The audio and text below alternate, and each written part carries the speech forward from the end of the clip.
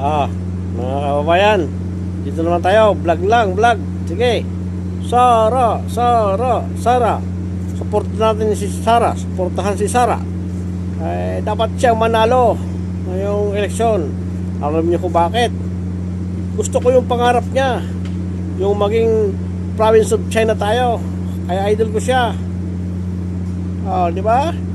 Galing-galing ng mga Duterte, hindi niyo ba nalalaman?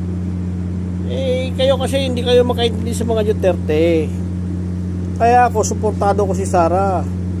Alam mo, gustong-gusto ko yung pamumuno ni Sara para maging maayos ang bayan.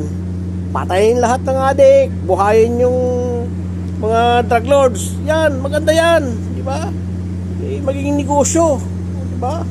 Negosyo yun. Oh, tampa kayo. Tapos siyempre, yung China, maganda yung ekonomiya. Pag tayo maging province of China, hindi na tayo Pilipino, Chinese na tayo. Di mga mayaman na tayo. Saan ka pa? Ngayon, pag nangurakot si Sara, magkakaroon din tayo.